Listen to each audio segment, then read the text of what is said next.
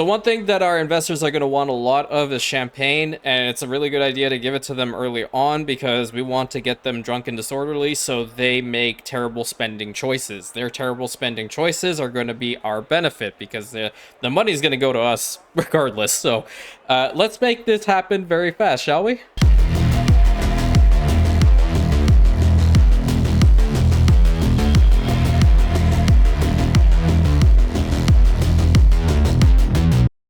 Hello everybody and welcome back to another episode of the Anno 1800 Beginner's Guide series. Just want to start off by saying I apologize. I have actually recorded this episode once before, so you will notice that the chain is actually done and the video might be a little bit shorter than normal. But for some reason, my computer was just like, you know what, YouTuber, you're not allowed. I don't like this file. You can't do anything with it. And as much as I begged, I pleaded, I went and like sacrificed 20 goats in order to make it happen. Nothing was working. So here we are, re-recording the episode.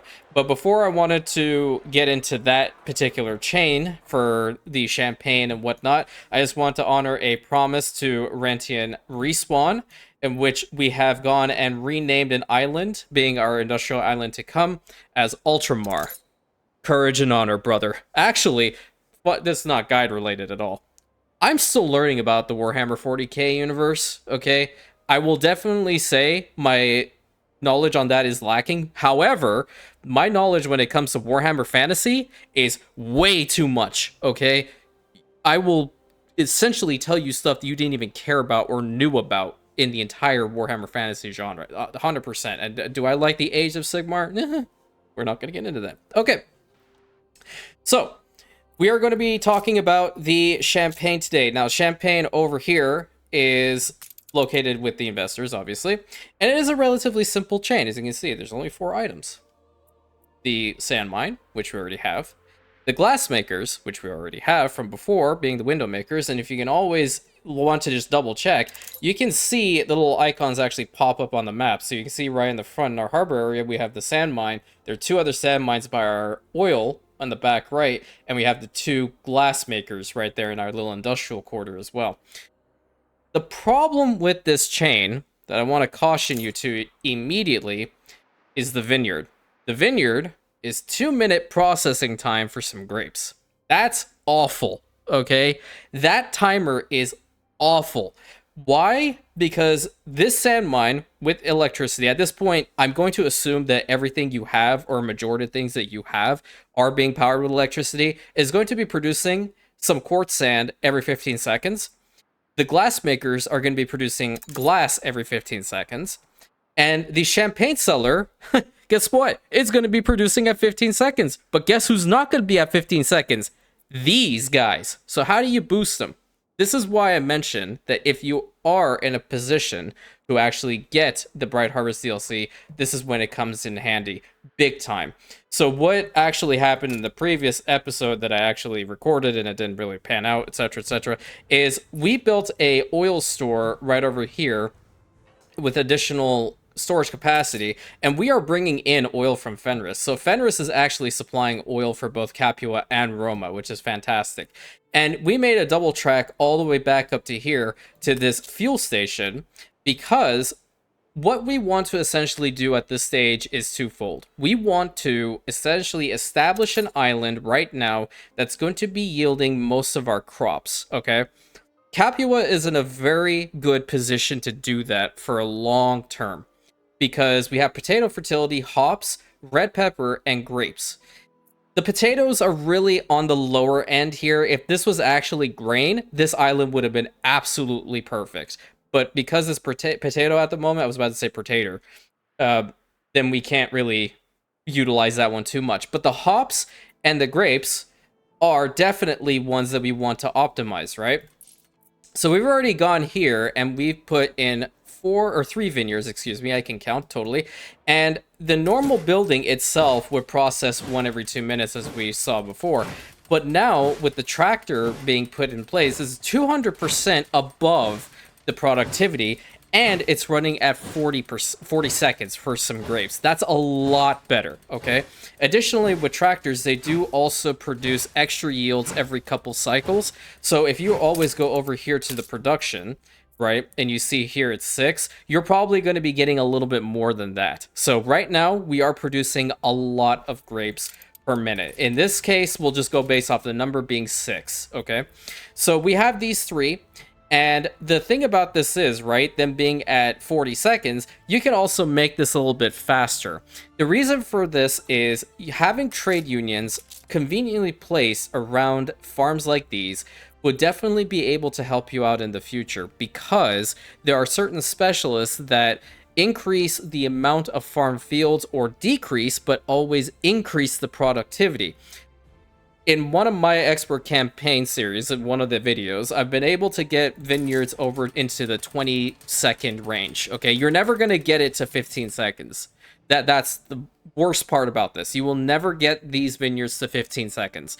But what you can do is you can get them really optimized so they produce extra goods from time to time and be able to be effective for other goods. There are specialists that actually, for example, one gentleman actually increases the size of the farm fields while also giving you every now and then like some potatoes, some grain, some red peppers, just randomly. There's a huge list of it. And if you want to find these guys, you can always try to go to either Eli, or you can try to go to, I think it's Isabel over there, because I'm not sure if Archie actually has anything that pertains to these guys. No, not really. He's mostly town halls and ships and whatnot. But at any rate, we have this route going. We have already pre-planned with a trade union. We have enough oil coming in for fuel. We also want to later on optimize these hops, but right now hops is not the problem. Getting the champagne going is. So if we head over back to Roma itself, right? You'll notice that we've actually shut off our window makers. And the reason for that is because we don't have the industrial island made yet, we don't really want to be overproducing on certain goods that we already have enough of, right? This helps with your maintenance costs. You go over here, both with your workforce and the maintenance, they're both at 0. So you can reallocate this workforce wherever you so please. And the upkeep, obviously, we're making money. That's what we want to see, right? That's the most important part of this. But what we still do need to have are these glass makers. I want to also, beeline it towards the Docklands for one moment.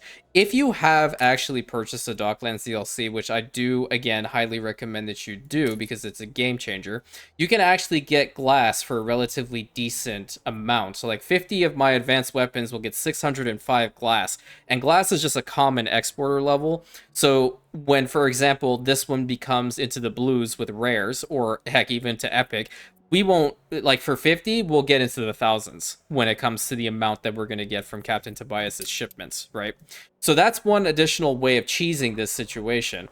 Apart from that, because the champagne cellars, window makers, later on the spectacle factories, I mean, you're already using this, we already have a spectacle factory working, but there are other areas that do require glass. We want to always try to find an island for our industrial island that's going to have a decent shore. So like over here is pretty good for Ultramar. We did in fact pick a good one. And we have a little shore over here, and we have a shore over here. So we're not lacking for anything. The island is actually quite intriguing because of all these mines back here. That's actually really powerful. We'll get to that later. The champagne cellar itself is not a production chain that you have to 150% move off of your island, and I will tell you why. One, it does not have any vulgarity. It does not have any pollution. And in fact, you can get specialists for this building to increase its attractiveness level and productivity. Again, in my expert campaign, I'm capable of producing champagne once every 7 seconds. That is very fast. This one, unoptimized with anything else, just electricity, is at 15 seconds, right? So we're producing a fair amount of champagne. Champagne itself is also not a bad good to put into the Docklands if you want to sell it and get some other stuff. But as you can see here, we're massively overproducing on champagne anyway. So we're gaining 3 extra per minute. That's fantastic. But we also have to check, do we actually have enough grapes coming in? That's one major area because we obviously do not have the fertility here. We're going to have to go over to Capua and we have to check it. So if we go back over to the production, we'll see again, we're producing 6 and plus some additional goods. So we are fine right now to have one champagne cellar going. That's how powerful those things are and how much how crucial it is to actually get these guys optimized properly. Because you want that to happen. You can even sell these to the NPCs if you really choose to do so, because they will literally purchase anything from you, right? But at the same time, I'm like, well, is that really the right call?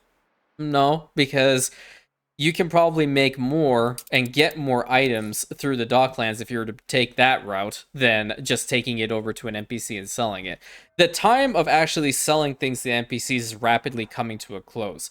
There is one cheese strat that I do want to show you guys. Actually, there's two, but one of them is very simple.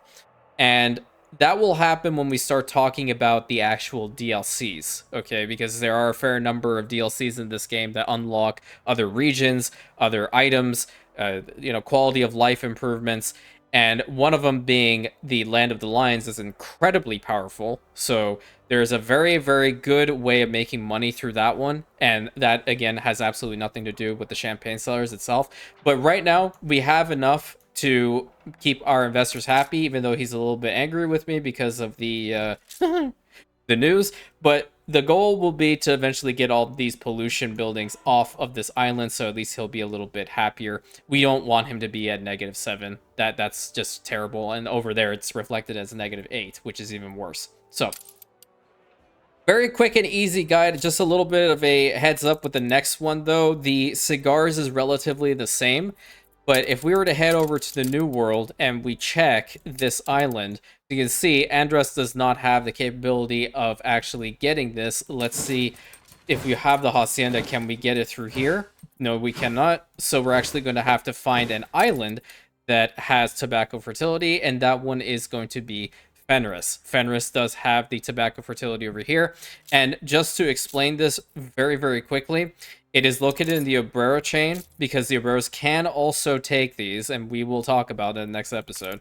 But there is a way to cut out the entirety of the top portion of this chain with one specialist. She is incredible. Also increases the speed in which cigars are produced and essentially replaces the wood veneers with just regular timber. That is very powerful, and that is something that we must get very quickly. Okay? The same thing applies with the tobacco plantation, unfortunately, that the fertility is 2-minute processing time, so it is what it is. But don't worry about it. This island has a lot of oil. We can always just plop down a fuel station, get these farms going, and make a thing, have some cigars for everybody, because that's really what they want, honestly.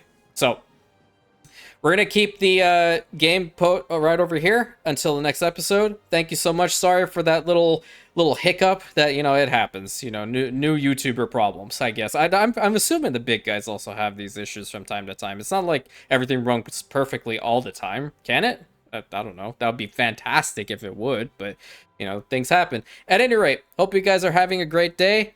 Very much appreciate all the support, all the love that I receive. Just makes this whole journey that I'm on even more worthwhile. You guys are making my dream possible every single day, and I very much appreciate every single one of you. Until next time, please consider like, commenting, subscribing, hit that bell button, sharing it with your friends, and I will catch you in the next episode, my Rentians.